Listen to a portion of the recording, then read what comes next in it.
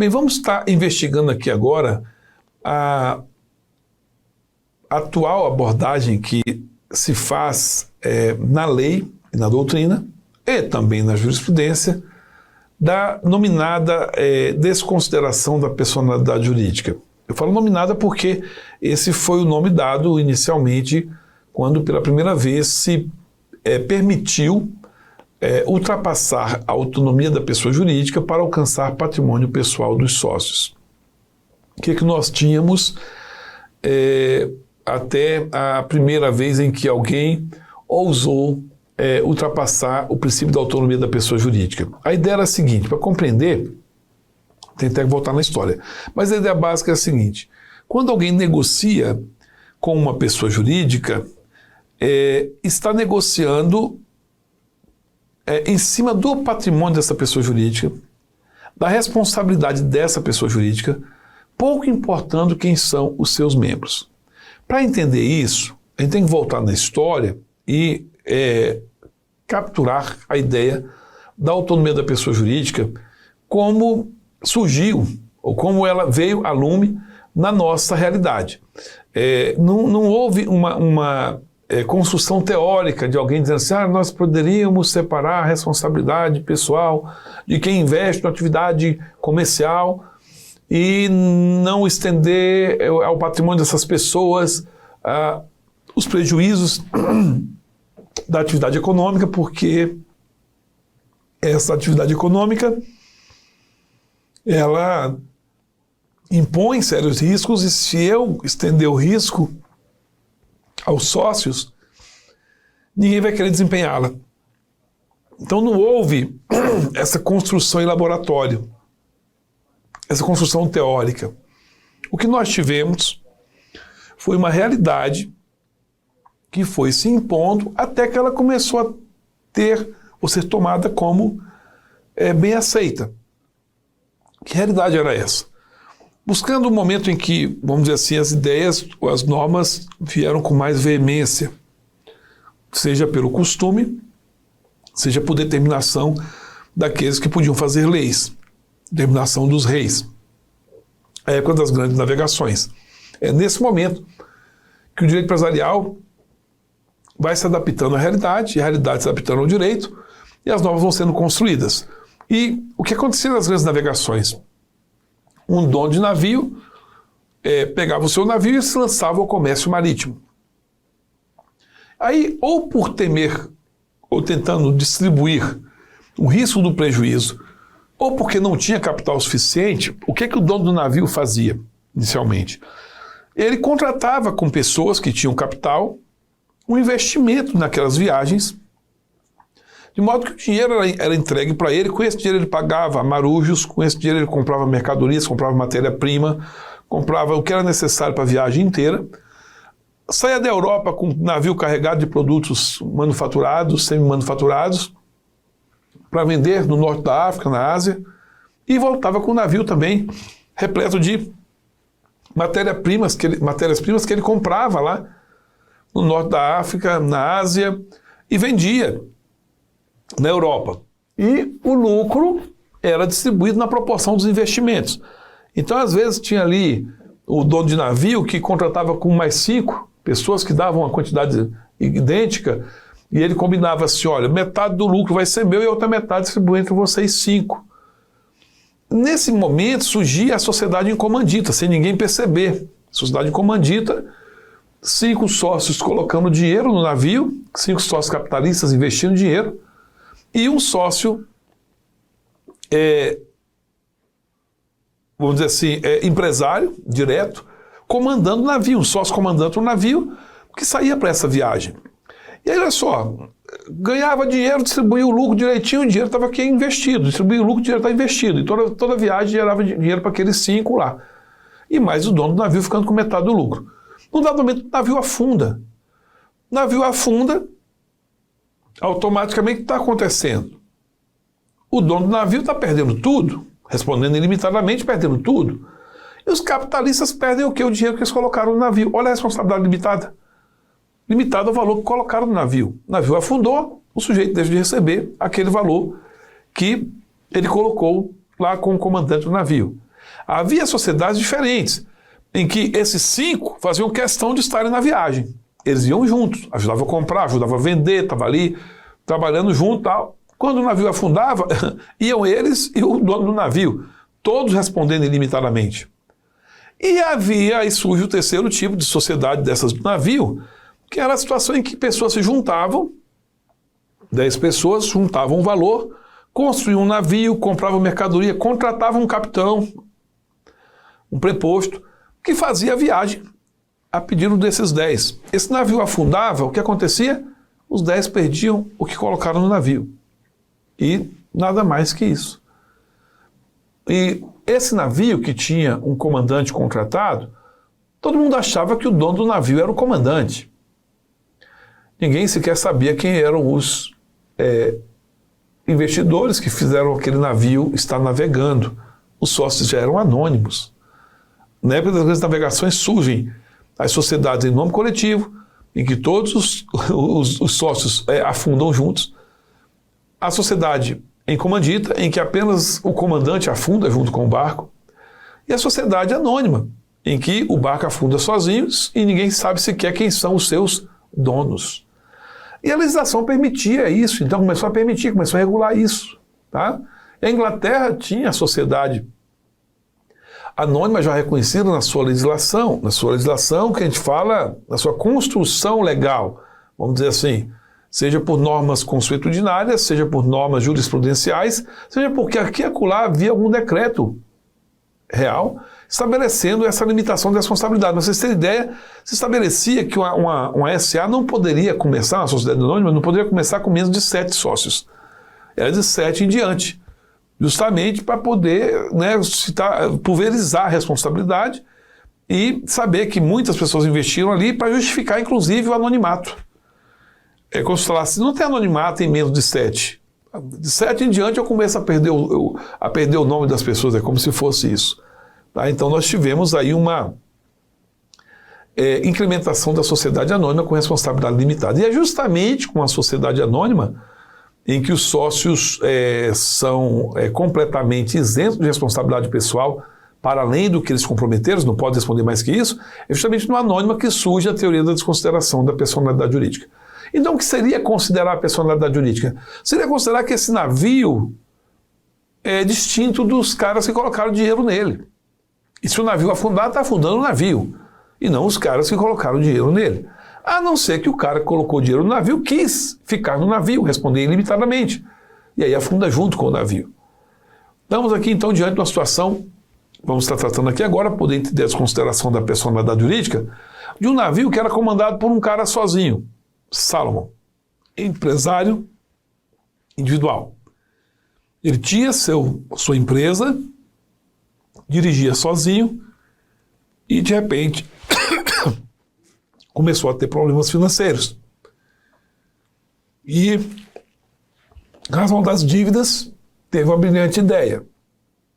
Sair do navio, arrumar mais 6 sócios, colocar alguém para ficar lá de preposto, e se o navio afundasse, ele está fora agora. Ele transformou sua empresa individual em sociedade anônima. Chamou 6 parentes, colocou-os como seus sócios, manteve-se com 99% das cotas sociais ou das ações e o outro 1% dividiu entre os seus sócios, entre os seus parentes. E daqui a pouco o navio afundou. Esse navio, quando foi constituído, já estava sobrecarregado de dívidas. E mais na frente, quando ele afundou, os credores vieram cobrar as dívidas. E o Salomon fora do navio. Disse que as dívidas eram do navio, da pessoa jurídica. E os credores gritaram, não, essas dívidas existem desde o tempo em que você era o único dono do navio, você estava lá. Então nós temos que receber, você responde pelas dívidas do tempo que você estava lá como único dono. E aí, ele se negou a fazer o pagamento, isso foi levado ao judiciário, e a historinha contada por vídeo foi justamente essa. O Salomon saiu do navio quando viu que o navio ia afundar, para justamente não ter que afundar junto com o navio. E arrumou 6 pessoas com quem ele fez um conluio. Vamos fingir que nós somos sócios, vocês vão ficar aqui, nós somos uma sociedade fora do navio, se esse navio afundar, nós somos anônimos, nós não vamos junto com o navio. Só que o Salomão não era esse anônimo todo. Vamos verificar aqui como é que funciona isso. A origem da desconsideração da personalidade jurídica vai se dar na Inglaterra, em 1896, com a decisão em 1897, numa situação em que havia uma demanda de credores versus Salomon e Salomon. Isso aqui era uma companhia, uma pessoa jurídica. E eles contaram por vista essa historinha. Excelência, Salomon era um comerciante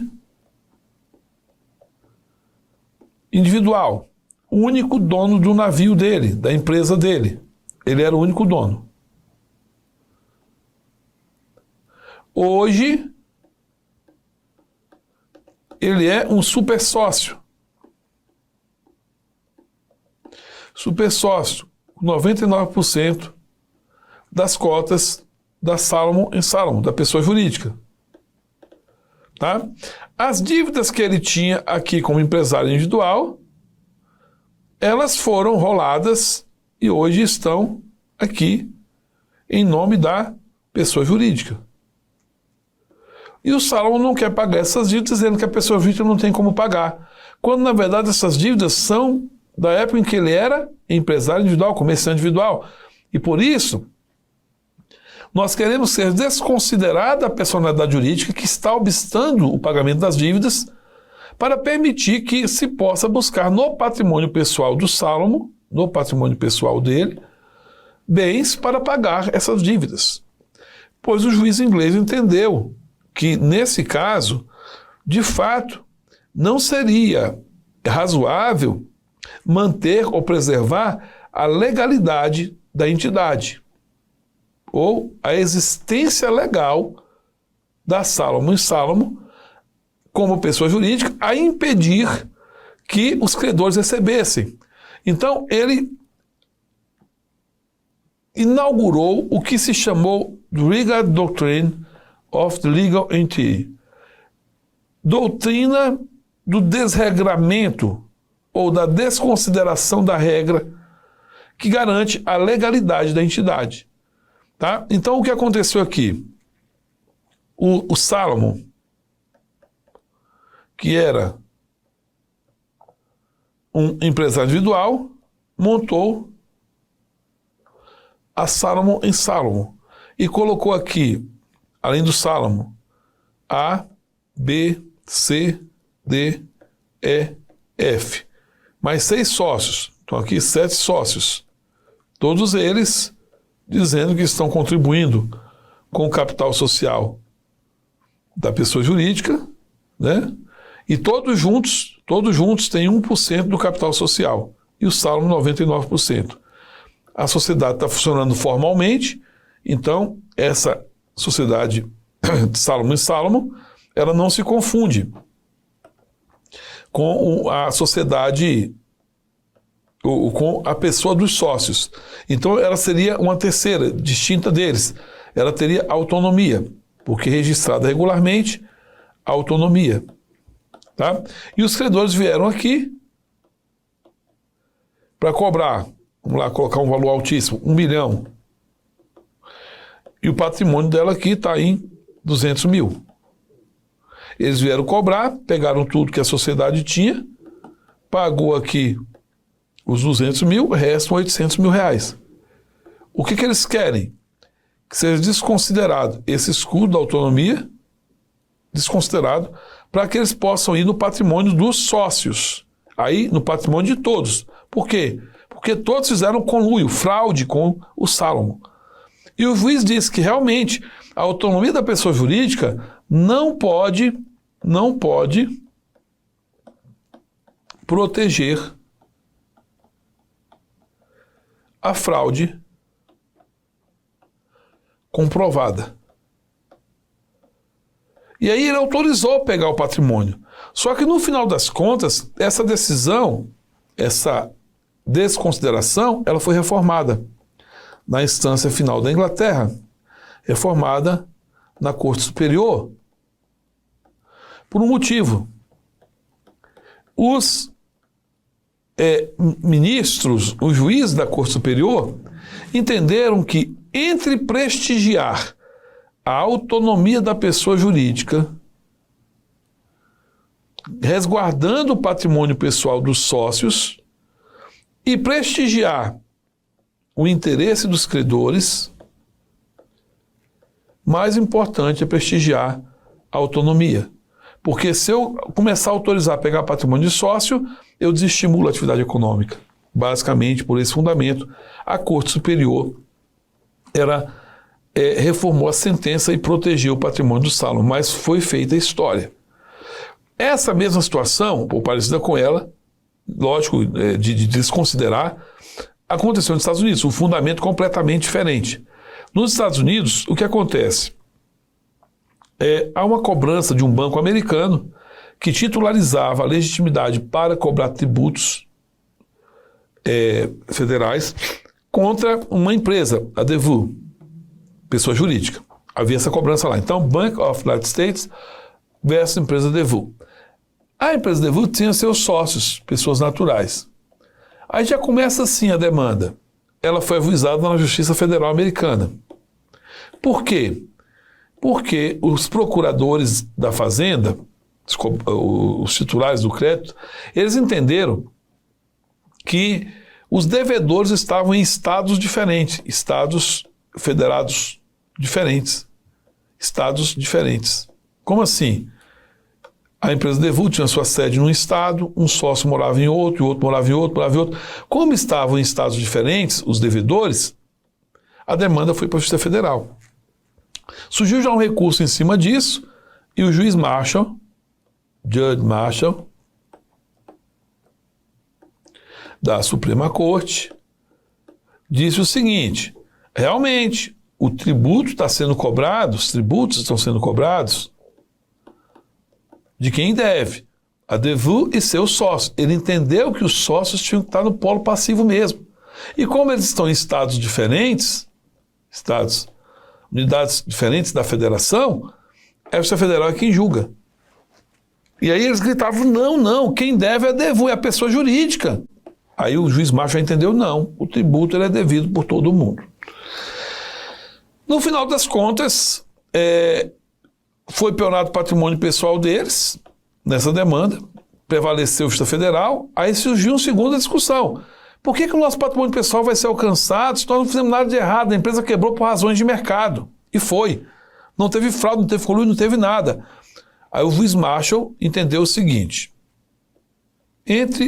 vamos colocar aqui, interesse coletivo,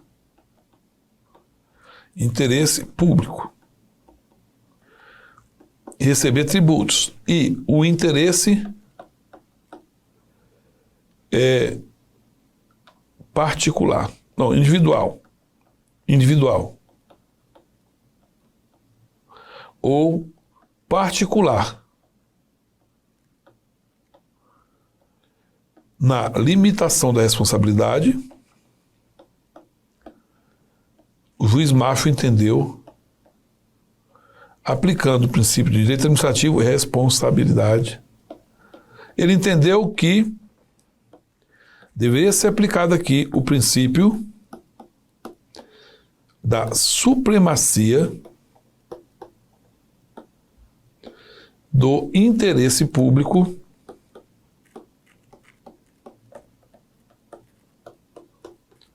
sobre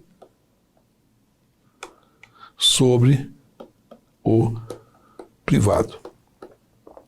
Ele aplicou esse princípio e manteve a penhora dos bens particulares, e os sócios da DeVu tiveram seu patrimônio pessoal alcançado para pagar dívidas da sociedade. O critério que o Marshall utilizou foi um critério objetivo. Não importa se teve armação ou não, teve interesse em causar prejuízo ou não, tributo é mais importante que responsabilidade limitada. Já no critério aqui, do juiz inglês, o critério foi altamente subjetivo. O que ele considerou? O interesse de causar prejuízo. A fraude. A fraude praticada com abuso da personalidade jurídica. O Salomon estava abusando, por isso que desconsiderou. Na Inglaterra, nos Estados Unidos não havia abuso, simplesmente prevalência do interesse público sobre o privado. Aí o juiz inglês, o juiz americano, o que ele fez? Levantou o véu corporativo, o véu da corporação, que seria o escudo da autonomia. Esse véu seria a autonomia. E ele disse, não, a dívida na verdade é de todo mundo. Tira o véu aí que você vai verificar quem é que deve. Todo mundo deve. Todo mundo tem que pagar. Então, tanto na Inglaterra quanto nos Estados Unidos, mandou desconsiderar para alcançar o patrimônio de todo mundo. Os economistas usaram a expressão piercing, perfurando o véu corporativo. Porque eles dizem assim, a gente não pode simplesmente levantar o véu da corporação e deixar os sócios desnudos. A gente pode até permitir perfurar, que foi o que o Marshall fez. Ele perfurou o véu corporativo e mandou pegar patrimônio pessoal dos sócios. É isso aqui, ó. Marshall perfurou essa camada aqui e foi no patrimônio pessoal do sócio. O juiz inglês desconsiderou a existência, como se não existisse essa proteção, esse escudo, quando há fraude. A fraude elimina o escudo, seria isso. Né? Enquanto isso, o Marshall disse, eu vou levantar. Eu estou levantando, mas eu coloco de volta no lugar. Os economistas falam, não, o que você está fazendo é perfurando o véu corporativo. E aí, detalhe, em ambas as situações, não há uma despersonificação. Nós não estamos dizendo que deixa de ser pessoa jurídica. Não há uma despersonificação. O que eu tenho sim, então eu não vou mexer com desconstituição da sociedade, não vai dar baixa nem nada, continua registrada. Mas sim, a suspensão, a melhor descrição seria essa, a suspensão momentânea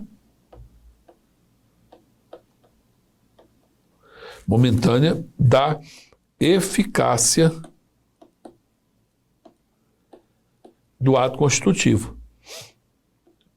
Suspendendo momentaneamente o ato constitutivo, o que eu tenho é a possibilidade de chegar nos sócios, ok? Aí, em resumo, o mapa mental. Em 1897 saiu a decisão inglesa. O que é que nós tínhamos lá e que autorizou a desconsideração da personalidade jurídica? O patrimônio da sociedade, Salomon e Salomon, estava esgotado. Primeiro requisito.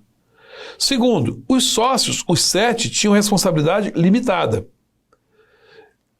Havia um super sócio, o Salomon com 99% escancarando a fraude. E a prática de fraude contra credores, porque ao somarem, sócios somarem ao Salomon, o Salomon ficando como super sócio e passarem para a sociedade toda aquela dívida, a fraude estava comprovada. Isso autorizou alcançar patrimônio pessoal do sócio. Tá? Ao longo da história, depois da decisão inglesa, inclusive, nós tivemos diversas especulações teóricas e Hofstadter, o alemão, doutrinador alemão, trouxe, vamos dizer assim, uma objetivação para a aplicação da desconsideração da personalidade jurídica, tentando dar razoabilidade, tentando dar racionalidade à aplicação. E segundo ele, haveria 4 situações em que se poderia aplicar a desconsideração de forma racional e justificável. Primeiro, se utilizar da pessoa jurídica para burlar o ordenamento jurídico. Olha o abuso. Eu estou usando para burlar. Tá? Se utilizada para mascarar inadimplemento contratual. Aqui eu posso estar fazendo tanto confusão patrimonial como desvio de finalidade. Se utilizada pelos sócios para ludibriar credor de ambos. Aí, de novo, estou colocando aqui a fraude e a intenção de ludibriar. E se utilizada para mascarar o que de fato está acontecendo. Então eu estou utilizando para mascarar a realidade. Se eu estou escondendo a realidade, eu estou também abusando da personalidade jurídica e usando como uma fraude, uma simulação para dar prejuízo aos credores. Teria que ter um desses caminhos. Isso aqui, nós estamos dando racionalidade para explicar por que estamos excepcionando a regra da autonomia da pessoa jurídica. Tá? Então, pegando aqui, nós temos, se fizermos o embate entre a teoria inglesa e a teoria americana, vamos verificar que, basicamente, o critério inglês é um critério subjetivo. Abuso. E o critério americano é o critério objetivo. Seria por definição. Eu vou colocar definição, vou colocar assim, por determinação.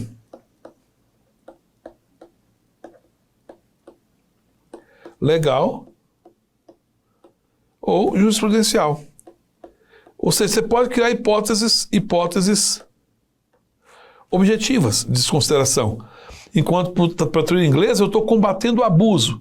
No Brasil, Rubens Requião defendeu a aplicação da teoria da desconsideração desde que fosse para coibir o abuso da personalidade jurídica. Ou seja, eu pegaria os mesmos requisitos da escola inglesa, né? Esgotamento patrimonial da pessoa jurídica, existência de sócio de responsabilidade limitada, prejuízo do credor que não consegue receber e o abuso, que no caso lá foi fraude. Aqui eu estou colocando, generalizando o abuso. Então o professor Rubens Requião admitiu isso e, ao admitir essa aplicação, ele trabalhou com o que depois nós construímos como sendo a teoria maior da desconsideração, porque exige mais requisitos, exige que haja essa subjetividade, o sócio querendo dar o golpe. Já o professor Fábio Conder Comparato defendeu a possibilidade também da aplicação da desconsideração, mesmo sem, mesmo sem qualquer elemento subjetivo. Basta que esgote o patrimônio da pessoa jurídica, haja sócio de responsabilidade limitada e o credor esteja no prejuízo. Se a lei disser, ou a jurisprudência disser que é para desconsiderar, pode desconsiderar mesmo sem ter abuso. Porque aqui eu estaria protegendo outros valores, como a hipossuficiência ou algo semelhante. Tá? Ou um bem muito caro para a sociedade. Então, eu autorizaria desconsiderar a personalidade jurídica. Então, o juiz, o Fábio Conder Comparato, ele traz para o Brasil a mesma escola americana que autorizou a desconsideração mesmo sem elemento abusivo. Teoria menor porque, cadê? Não precisa desse elemento subjetivo. Tá? No Brasil, quais são as hipóteses de desconsideração que nós temos atualmente? Aqui está a listinha, tá bom? Olha só. São 7 hipóteses, começando na CLT, tratando do trabalhador, tributos, 135 do CTN, consumidor no 28 do CDC, lesão à economia popular na Lei 12.529, lei antitrust, na legislação ambiental 9.605, a hipótese geral do artigo 50 e a lei anticorrupção. Deixa eu começar aqui pela hipótese legal do artigo 50. Vamos só para verificar se a teoria é maior ou a teoria é menor, tá bom? O artigo 50, ele diz que em caso de abuso da personalidade jurídica, já começou aqui, a teoria maior. Se há abuso, caracterizado pelo desvio de finalidade ou pela confusão patrimonial, o juiz poderá desconsiderá-la para que as obrigações sejam estendidas aos bens particulares dos administradores ou dos sócios da pessoa jurídica. O artigo 50 hoje define exatamente o que é a desconsideração e traz a teoria maior como sendo o fundamento para a desconsideração. Tá bom? Agora, em 2019, a Lei 13.874 deu essa nova redação para o artigo e criou os parágrafos do artigo 50 para definir o que se considera desvio de finalidade. E diz, é a utilização da pessoa jurídica com o propósito de lesar credores para a prática de atos ilícitos de qualquer natureza. Propósito de lesar credores. Está aqui o desvio de finalidade. E a confusão patrimonial, que é a ausência de separação de fato entre os patrimônios da sociedade e dos sócios, que se caracteriza pelo quê? Cumprimento repetitivo pela sociedade de obrigações do sócio ou do administrador, ou vice-versa. Transferência de ativos e passivos sem efetiva contraprestação entre esses patrimônios. E outros atos de descumprimento da autonomia patrimonial. Na verdade, o sócio trata o patrimônio da sociedade como se fosse dele e vice-versa. Cada hipótese específica, trabalhador, teoria menor. Na prática, o que se verifica? Se o trabalhador não está recebendo, vai no patrimônio pessoal do sócio e aplica aí o juiz Marshall, Fábio Conder. Tributos. As súmulas 430 e 435 do STJ nos deixam verificar que o STJ optou pela teoria maior da desconsideração. Por quê? A 430 diz que o inadimplemento da obrigação tributária por si só não autoriza a desconsideração. Pronto, já verificou que não é objetivo. A 435 fala assim, se encerrar irregularmente a atividade, aí desconsidera. Olha a conduta irregular, teoria maior. Quando a gente vai para o CDC, o parágrafo 5º usa a expressão sempre. Sempre que for consumidor, o STJ diz que sempre é sempre mesmo. Teoria menor no caso de consumidor. Tá? No caso da lesão em economia popular, artigo 34 da 2.529, a lei fala que em 9 situações, o artigo 34 fala 9 situações em que eu desconsidero. Ora, se tem que ter 9 situações, teoria maior. Não é pelo simples fato de causar lesão em economia popular. Tem que comprovar uma das 9 situações, então é teoria maior. Quando vai lesão ao meio ambiente? Esse artigo 4º da lei ambiental vai falar sempre também, igual o parágrafo 5º do CDC, do 28 do CDC. Aí eu tenho teoria menor. Ok? O artigo 50 do Código Civil, nós já mostramos aqui, teoria maior, porque fala exatamente em abuso da personalidade jurídica. E a última hipótese, lei anticorrupção, olha o que diz. A personalidade jurídica poderá ser desconsiderada sempre que utilizada com abuso do direito. Quando fala sempre utilizado com abuso, teoria maior. Ok? Com isso, vencemos aqui a desconsideração da personalidade jurídica, já trazendo essa nova versão do artigo 50 e verificando que o detalhe do artigo 50 acrescenta algo mais, que é a possibilidade, aliás, o efeito de, uma vez desconsiderada a personalidade jurídica, alcançar apenas o sócio que se beneficiou do abuso. Isso é outro detalhe que estamos destacando aqui, porque é novidade da legislação da 13.874, e trouxemos também a lei antitruste como sendo uma nova situação em que aplicamos a desconsideração da personalidade jurídica. Vamos continuar com o nosso aprendizado.